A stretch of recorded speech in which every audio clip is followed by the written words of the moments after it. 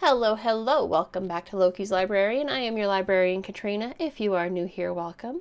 This is where I'm reading through the enormous library of books you see behind me, and then I give you a quick synopsis and I tell you what I think about it. So if you like books, just aren't sure what to read next, hit that subscribe button, like and share my videos, let me know what you think in the comments. Now, this week's book was one of my birthday shopping splurge gifts, sort of grabbed as I ran through the true crime section of Barnes & Noble. And then when I was reconstructing my library database after an accidental deletion, which was a lot of fun, I realized I hadn't actually read any of the books in my true crime section for this channel. So here we are. I grabbed Don't Call It a Cult, The Shocking True Story of Keith Raniere and the Women of NXIVM by Sarah Berman. And I also struggled a bit to find an accompanying cocktail. There just aren't a whole lot out there that include cults at their center. Surprisingly enough, people are kind of hesitant to make cocktails that celebrate the darkness in life. I get it. But happily, Google finally ponied up this book, Mixology and Murder, Cocktails Inspired by Infamous Serial Killers, Cold Cases, Cults, and Other Disturbing Crime Stories by Kiera Sonderecker. Probably mispronounced your name. Sorry if I mispronounced your name, Kiera. So, happily, this book, and one of the nice things about Amazon is it lets you look in, has that little look inside function if you're, browsing from your computer. And it actually has a cocktail specifically designed for NXIVM. It's called the Clifton Park Club. So here we go. Clifton Park, incidentally, is where NXIVM was centered during its heyday. And this cocktail is 2 ounces of gin, 1 egg white, 3/4 ounces fresh lemon juice, a 1/2 ounce of raspberry syrup, and 3 fresh raspberries for garnish. So let's do this. The story of NXIVM starts and ends with Keith Raniere. Final checkpoint. Answer this question. What is the most unattractive male first name in the English language? Keith. So, Keith Raniere was born August 26, 1960 in Brooklyn, New York, and as near as I can tell, he was completely average as a human being. There was really nothing spectacular about him. I'm sure that will upset some people who are diehard Keith Raniere fans. Yes, they still exist, much like Manson had followers up until his death, and probably still has followers, even though he's dead now. Yes, Manson's dead. He died. Ooh, gin. He was not happy with being average. Most people who are average are not. They try and find some way to distinguish themselves, and he distinguished himself by becoming an accomplished liar. Quite early on, he started inflating his sense of importance, claiming to be smarter than he was, and in the 1980s, he took an IQ test called the Mega Society test, which was developed by Dr. Ronald K. Hoffman. This test was rapidly ignored by everybody. I mean everybody. Just nobody really took it seriously, mostly because it wasn't proctored. It depended on the honor system. So, it wasn't like Mensa where you'd have to go in and take a Mensa test and they're proctor it and see, yes, this is actually your IQ. You'd take the test and just swear. Honest, pinky swear that those are my results and nobody helped me. And in reality, Raniere had an entire team of mostly women assisting him with this test. And so his claim and subsequent crowning as smartest man alive, trademarked, was always kind of suspicious. And after being named as such in the Guinness Book of World Records, that archive tabled the designation. Basically, even Guinness was like, This is sus. We don't buy this. We could fight this dick over the designation, or we can just retire the category. And so they just retired it in like 1990 or something like that. Yes, yes. Puff and Utters, were you coming in? Your cushion's over there, buddy. All of this was pre-interwebs, right? The 80s, 1980s, early 1990s. So his tale of being the smartest man alive, trademarked, stood and was used to sucker in followers over the next 30 years. All right. Starting with an actual genuine pyramid scheme. Now, the difference between a pyramid scheme and a multi-level marketing campaign is pretty minuscule. I mean, you have to tightly regulate that if you're a company to stay on the right side of the law, because there are really tight allowances between the two. And there's a website, hold on here. According to the balancesmb.com, the difference between an MLM and a pyramid scheme is that an MLM will not require a large outlay of cash to purchase startup inventory. Now, they might require some, which is perfectly allowable, but there won't be like thousands of dollars. And if you are requiring, if the company you're looking at is requiring thousands and thousands of dollars, then it's probably a pyramid scheme, and that's something to watch out for. So that's the first key difference, is it's not going to require a large amount of inventory. Now, even if they do require a lot of money for a purchase of inventory, it's not necessarily by itself proof of a pyramid scheme. If the company will buy back unsold inventory for at least 80% of what you paid, then it's flying into that MLM territory. So it's really a fine balancing act, right? Is there a demand for the product? If not, then it's probably a pyramid scheme. If there is more emphasis on recruiting new sellers over the product that's being sold, then it's a pyramid scheme. All right, the product should be the selling point. If your primary task is to sign up others, then it's a pyramid scheme. And the last two largest red flags are, is the plan designed to make money by recruiting members over the sales of product? That's the big one. All right, if you're told go in there and get more recruits, back away. That is not what you want to be a part of. So that's the first big red flag. The second one is, are you offered commissions for recruiting new members? If a big part of your income is going to be off of the recruitment of new members versus the sale of the product, then it's probably a pyramid scheme. I have to shake. So it is a fine line, but those lines are definitely in place by the time Raniere started his consumer byline in the 1990s. In 1990, which comparatively speaking was short-lived. I mean, it was shut down as a very obvious pyramid scheme by 1996 under a hail of state lawsuits claiming pyramid scheme, and Raniere was ordered to pay fines to various state governments to reimburse the clients. That was shut down pretty quickly. Boom. It wasn't a complete waste of time, though. In addition to the money that he got from all the clients as a result of this, he also met the core group of women who are going to help him to build his next project, NXIVM, and his Executive Success Program, ESP. Now, included in this cast of characters are Pam Kaffritz, Karen Unter-Reiner, and he was joined shortly after that by Nancy Salzman and her daughter, Lauren Salzman. Now, Raniere suckers all these women into believing that he is the smartest man alive, trademarked, and they immediately start recruiting more learners, offering discounts if each learner brings in more learners. Now, this is, of course, very pyramid-like, but since no product was actually being sold, it was basically he was copywriting it as a training module, educational versus product, and I think that's how he slipped under the radar of being charged with the second pyramid scheme. Gradually, he begins to pull in some really big money. Some of it was a Hollywood connection, which builds up slowly, but the whales that he manages to land, now whales in terms of a casino parlance, are the really big players who will drop tens of thousands, sometimes millions of dollars per visit to a casino. And the whales that NXIVM managed to land are Claire and Sarah Bronfman, two youngest daughters of Edgar Bronfman and heirs to the Seagram's fortune. Yeah, Seagram's whiskey. Billions of dollars. So these are billionaires he managed to pull in. And frankly, I'm a little disappointed the cocktail didn't include Seagram's whiskey. It might have been a logical choice, but we'll see how the gin tastes. Not bad. Tart. That's probably the lemon juice. Not bad though. It's good flavor. You can taste the raspberry. I like it. So Sarah and Claire Bronfman began pouring money down this dark well of Raniere's greed. And despite having convinced them that he was the smartest man alive, he began losing money in multiple bad investments. It turns out the math that he invented, he said he invented his own form of math. Incidentally, not impossible, all right? I believe technically Harvard University is older than geometry? Algebra? There's some math that's actually younger than Harvard, so it's not impossible to invent new math, but if other mathematicians have no idea what you're talking about, it's probably a shit product. Just saying. And his form of math did not work in the investment markets, and he started losing money to the tunes of millions and millions of dollars. And because the Bronfman sisters were so convinced of his brilliance, rather than suing him for the loss and asking for their money back, they'd sue the other investors. So, for example, they invested in a real estate deal to build mega mansions in the foothills of Los Angeles, and when that went bust, they sued the developer rather than Raniere, who directed them to invest in the project. So, keep it classy, ladies.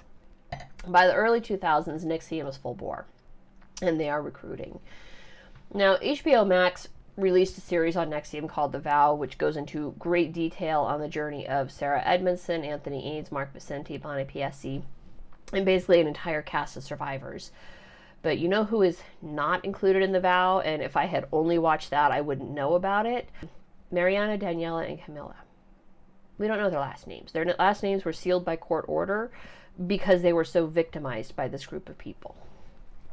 Mariana, Danielle, and Camilla were three daughters of a family from the Mexican branch of NXIVM. Now, I'm going to grant that I was only half paying attention to The Vow while I was watching it because I was doing it while I was like working on other things.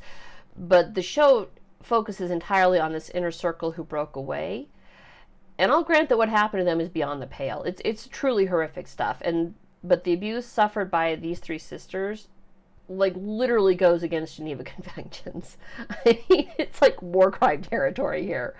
Let me back this up a bit. Now, the entire NXIVM core, including Nancy Salzman, Laura Salzman, Pam Kaffritz, Karen Unterreiner, Barbara Bushi, and Kristen Keith. This was his really solid core. Eventually, he was joined by Allison Mack. We're all insanely loyal to Raniere. And I don't know what the appeal was. I've seen pictures of him. He's kind of a short, frumpy-looking man. Maybe he has greater charisma in person. Maybe you just got to be a true believer. I don't know. And it seems like, especially for the women, I mean, the men too. I mean, he wasn't, as near as I could tell, bisexual. He wasn't making plays on any of the men. But the people around him fell into two categories. Those who were completely spellbound by him, and they stayed, and much havoc was wrought upon them. Whether they stayed or whether, if they left later, it was brought on them. And those who are not spellbound. Now, those who are not spellbound, some of them managed to escape without too much havoc. They just stopped showing up, and they might eventually see somebody on the street and be like, "Oh, when are you coming back?" And that would be the end of it. But if you started reaching those higher levels and those inner circles, they destroyed your life if you tried to leave. All right, Barbara Bushi tries to leave. And, well, she did leave, and they hounded her with lawsuit after lawsuit after lawsuit. I mean, she damn near went bankrupt, and her life was pretty well destroyed. All of these women who stayed around him, including Bushi up until she decided to leave, believed that he loved them, and they all seemed weirdly okay with sharing his love with each other. I mean, at some point, each of them were aware that they were not his one and only, that he was having sex with all of them. But heaven help them if they went out and found another boyfriend and tried to have sex with somebody other than Keith. That was just not allowed. So as NXIVM's fame begins as an executive program spread, they're able to open branches in Vancouver, Canada, which pulls in more actors through Sarah Edmondson. So that's how she comes involved. And that's where Allison Mack comes in, Christian Kroik, although I think Kristen jumped out fairly early. Nikki Klein, if you're a fan of Battlestar Galactica, she was in that. And the branches in Mexico were opened up through Emiliano Salinas, who is the son of former Mexican President Carlos Salinas de Gortari. And it seems like part of the appeal of NXIVM was this weird combination of bastardized philosophies that pulled on Stoicism and Objectivism. This broke my heart. I was so outraged when the author reported that he pulled from Ayn Rand to sucker women in. I'm like, clearly none of you actually read and or comprehended Atlas Shrugged. I mean, he took what Rand expressed and convoluted it to suit him, his purpose, the rest of the world. And baby Jesus wept. Seriously. By the time the Mexican branch of NXIVM opened, these women would blindly do whatever Raniere wanted. And each of them basically assumed that someday they would be the one chosen to bear the child of the smartest man alive. I mean, these were educated women, all right? Why was this seen as the be-all, end-all to be chosen to be his broodmare? I mean, all of these women were smart, mostly postmodernist educated. And while I will agree that postmodernism has basically destroyed all joy in life, Raniere was like the opposite extreme. I mean, he still destroyed all joy in life, but he did it by so focusing on him, it didn't matter what anybody else wanted. And that, incidentally, is not what Objectivism is. All right. From the Atlas Society website, Objectivism is that there is no greater moral goal than achieving one's happiness. Okay, check. But one cannot achieve happiness by wish or whim. Okay. It requires rational respect for reality, and this is where he goes off the rails, all right? Because reality is whatever Keith said it was, all right? And these women, and he did a total big brother on them. He told them to ignore the evidence of their eyes. That wasn't what was happening. Reality is whatever he said it was. So, back to atlas.org. It requires rational respect for the facts of reality, including the facts about our human nature and needs. It requires living by objective principles, including moral integrity and respect for the rights of others. Rights of others. Again, off the rails there. Objectivism is benevolent, holding that the universe is open to human achievement and happiness, and that each person has within him the ability to live rich, fulfilling, independent life. Seriously, if any of these ladies actually wanted to know about Objectivism and Randian philosophy, they should have contacted the Atlas Society, which I'm sure has been around pre-interwebs. It's been around pretty much since Atlas Shrugged was written. For Raniere, the only truth behind Objectivism was his happiness. The happiness of the women around him. His whims must be met, and reality was what he said it was, not what these women were actually going through. And he was excellent at gaslighting them. And he did so with extreme effect and extreme prejudice. As long as he was happy, everything was kosher. And these women were not happy. They were kept in absolute abeyance to Raniere's wishes and whims. This is not Objectivism. He had no moral integrity, and he gaslit the out of these women. And this was just sick and twisted to read. Into this deluded, twisted, fucked up vision of Randian philosophy is dropped Mariana, Daniela, and Camilla. Starting with Daniela. Mariana was the eldest, but Daniela was arguably the most abused of the three, because, like all middle children everywhere, they are the most desperate to prove themselves. I feel you, Daniela. Children, middle children of the world unite. Seriously. I get it, that need to prove yourself. I'm a middle child. I still bear the scars. Now, Daniela was incredibly smart. Like, for real smart, not fake smartest man alive smart. And while she had her sights on finishing out high school in Europe and going to college and, being the smartest woman alive, after being introduced to the NXIVM program, she decided to enhance her mind through learning with Keith. And since her parents were supporters of ESP, Executive Success Program, in NXIVM, they agreed, and she was sent to Clifton Park, New York, where she did office work, data entry, and little bits of computer programming, which eventually morphed into being an amateur, self-taught hacker for NXIVM.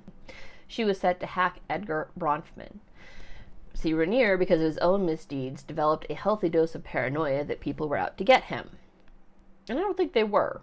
I mean, some maybe, but Bronfman wasn't one of them. He was concerned for his daughters, but mostly he just wanted them to be happy. But he still, set her to hack Bronfman, and she finally managed it with the help of Claire. Claire went in and downloaded the virus on his computer, and just, this guy, how, why, ladies? I don't get it. Maybe he had to be there. The most that anybody was out to get him, so going back to his paranoia, was famed cult specialist Rick Allen Ross, who was called in to try and pull someone out of NXIVM. Now, Ross failed in his effort because the person, and I don't remember his name, but it is in the book, called Nancy Salzman, who kept him on the phone and got him out of there. And so, right, that's not alarming. If you're not a cult, why do you care what people are saying, what they're talking to you? But there it is. He failed, so Ross failed, but he became public enemy number one to NXIVM crew, who started a concentrated campaign of harassment against Ross. And I believe that campaign spanned a decade and probably would have bankrupted him, except that his legal services were donated by the firm that represented him. They were like, yeah, this guy's a wackadoo. We'll take care of this for you. Don't worry about it. So back to Daniela. Like all very young women, I believe she was 16 when she was delivered to the tender mercies of Clifton Park, she wanted to fall in love, because that's normal biology, right? And while I don't think she explicitly set her eyes on Keith, she saw him more as a mentor. He certainly had his eyes on her and began grooming her quite early.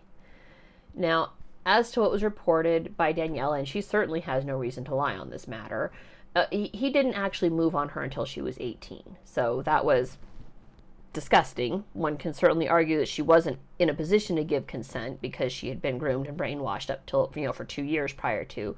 But she was 18 when he had her join his harem on her 18th birthday. But he did not advise her that she was only one of many. She figured it out on her own. And because the vast majority of women are not happy only being one of many, preferring instead to be someone's one and only, several years later she fell in love with another member of NXIVM. And Raniere lost his shit. He badgered her endlessly about her lack of morals and breaking her promises to him. What promises, I don't know, because he's a piece of shit. And how could she hurt him? And now she wasn't pure because she had kissed another man. Didn't even have sex with the guy. She kissed him, and that made her unpure and not good enough for Raniere. And that was enough for this scarlet letter to be blazoned across her soul to the rest of Raniere's harem. And he spent several years psychologically torturing her, culminating in 2010 when she was placed in a room to think about what she had done. And there was nothing in this room besides a bed, literally. There were no books, there was no TV, no computer. She was given a pad of paper, which she journaled in for a bit until they took that away from her because she wasn't thinking hard enough about what she had done. And she spent 2 years in that room and was denied all human contact for 2 years. That is definitely a violation of Geneva Conventions.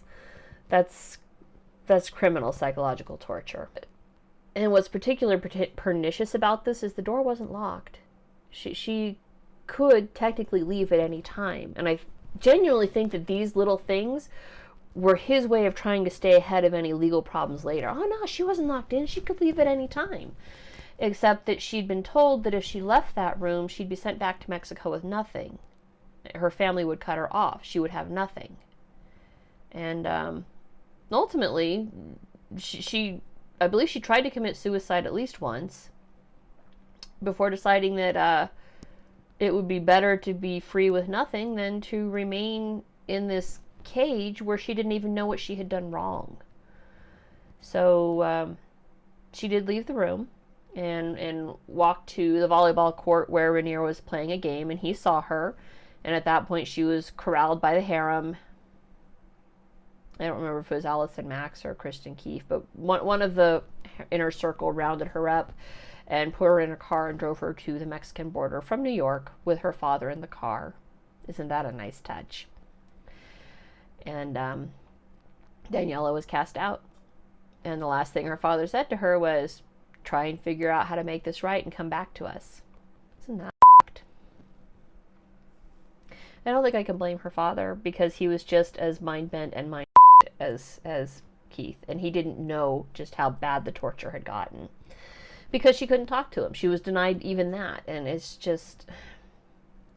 At one point, her mother tried to intervene, and so they put her mother in a room by herself so that she could get an idea of what Daniela was going through. Only the mother's room, she had TV, she was allowed to have visitors, so it just this guy, this piece of shit. Ugh. So Daniela was introduced to NXIVM in 2002. She left in 2012. She lost a decade of her life to Raniere. She was forced to have at least one abortion by NXIVM fixers because Raniere was a professed celibate. So it would not do for Raniere, this smartest man alive, this celibate, this godlike man, to be known to have fathered a child on someone who at the time was an illegal immigrant because her visa expired several years before, and they never renewed it for her. That was one of the issues they kept over her head to keep her compliant, is that she could be deported at any time because she wasn't there legally. And in the intervening decade, her two sisters had joined her in Clifton Park, and I believe both of them would go on to become pregnant by Raniere. I think Mariana is the one who delivered one of his two children successfully. I don't think Camilla was one of them, but Camilla, the youngest, was only 15 when Raniere began having sex with her. She was forced into at least one abortion. And Raniere couldn't ruin his public image with a passel of children, especially not ones who were conceived on minor children themselves. The other child that Raniere fathered was on Kristen Keefe, who managed to hide her pregnancy until an unexpected premature delivery ensured the child's safety. And once the child was born, it was there. But even then, he was not acknowledged by the community as Raniere's son. It was just, he wasn't even acknowledged to be Keefe's son. It was basically said to be the child of a NXIVM couple who had died unexpectedly, and so isn't that nice of the Clifton Park crowd to bring this child in and raise it as their collective adopted child. And after some years of this, Keith, having finally recognized the evil that is Keith, bolted into the witness protection program. She eventually reconnected with Barbara Boucher. Now understand, Keith, as one of Raniere's premier fixers, had been the key harasser against Boucher, the one who kept filing the lawsuits and pulling all of this in. So Boucher at first was like, I don't know, Keith's reaching out to me, I don't know if I can trust this. She was relieved to find it was not a trap. Keith genuinely had left, and between the two of them, they started trying to figure out, how can we bring this down? How can we stop this? Now, back in Clifton Park, things had gotten even darker.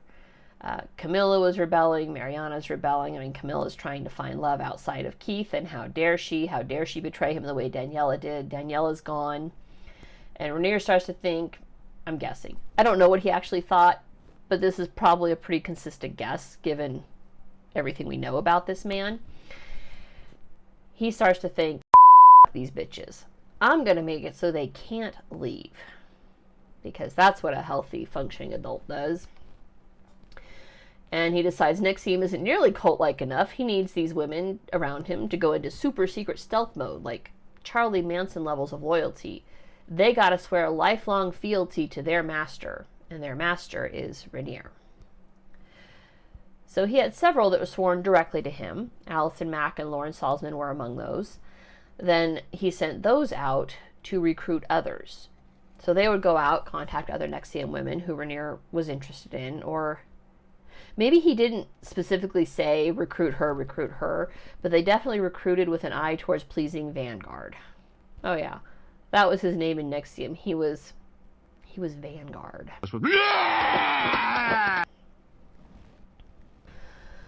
This is the other fun thing. The master, and yes, they were all called master to their downstream. So Allison Mack was a master. Lauren Salzman was master.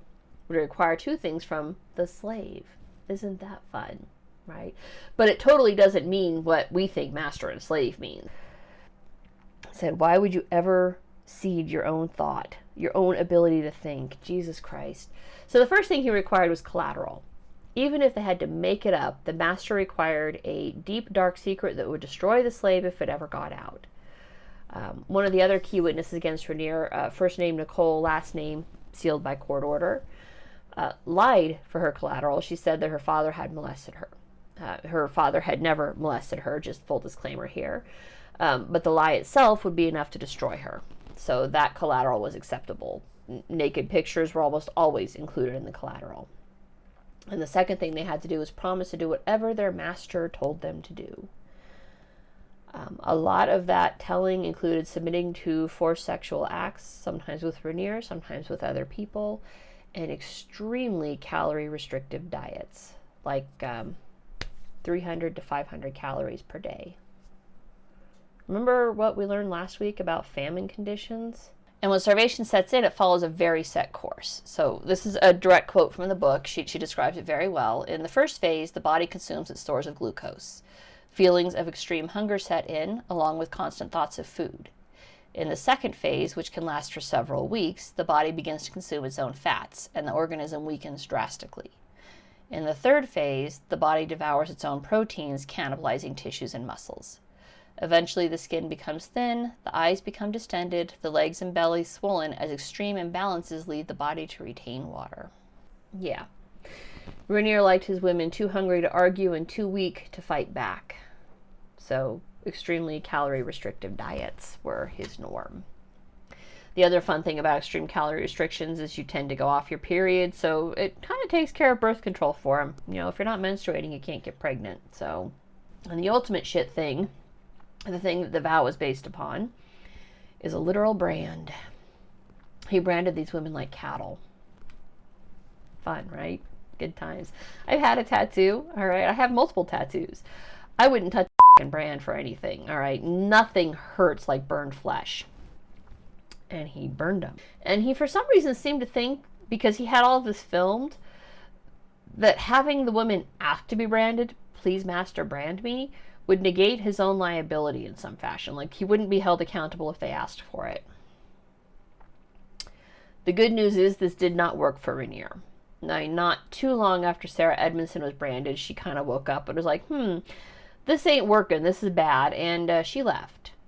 She took all the risks along with her husband, Anthony Ames, Mark Vicente, and Mark's wife, Bonnie Piesse. They, all four of them, jumped ship, along with Barbara Boucher, and they went to the FBI.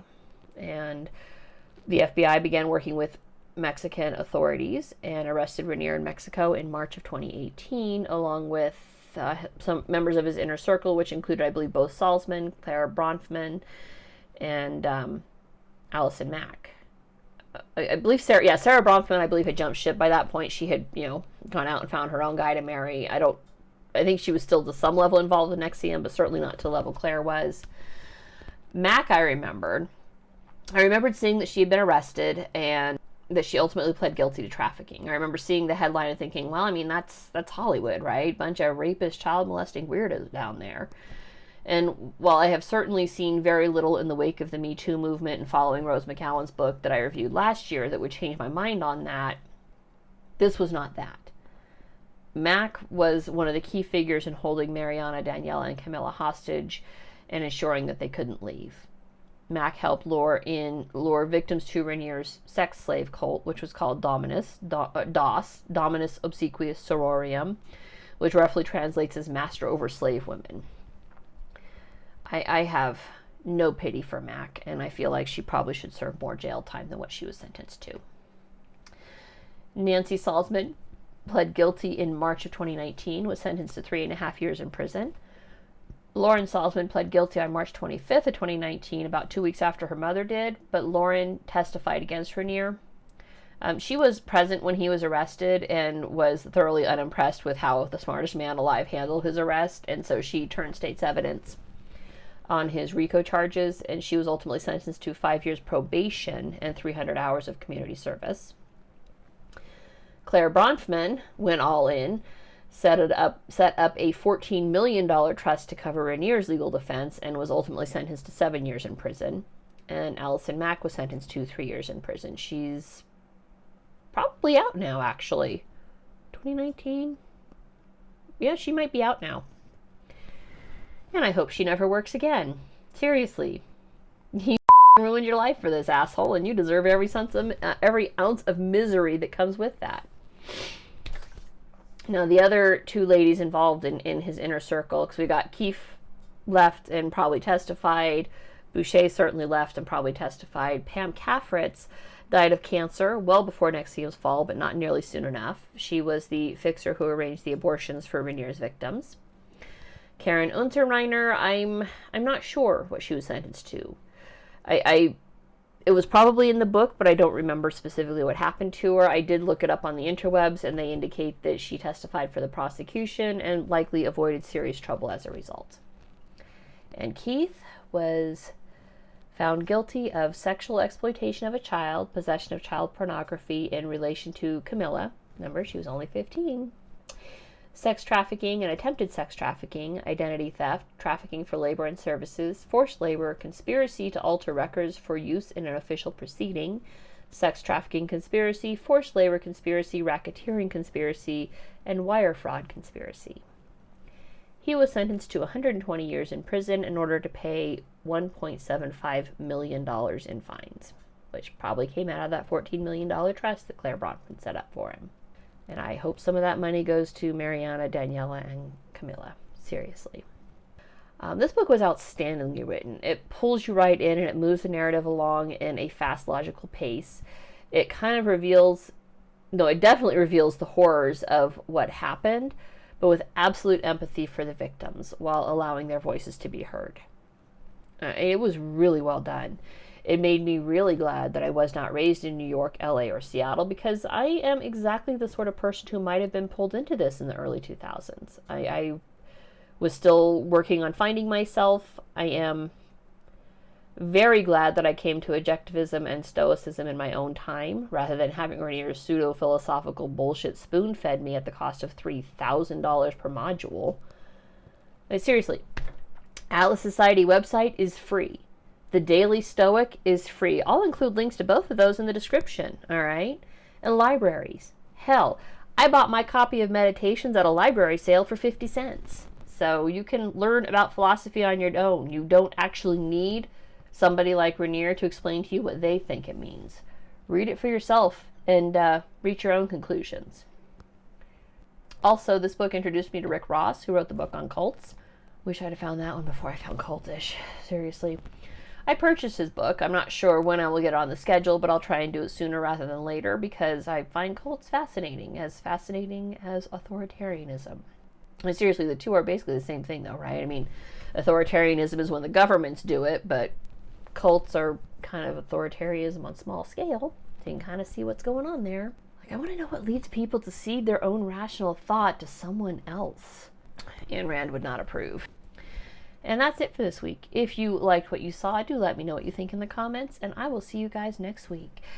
This cocktail, incidentally, I have a feeling I'll be making up a lot more of these. I'm not sure if I'll do it on this channel because I don't want to run afoul of like copyright laws. One I can probably get away with, but more than that is, well, I don't want to give it away. All right, this was really good.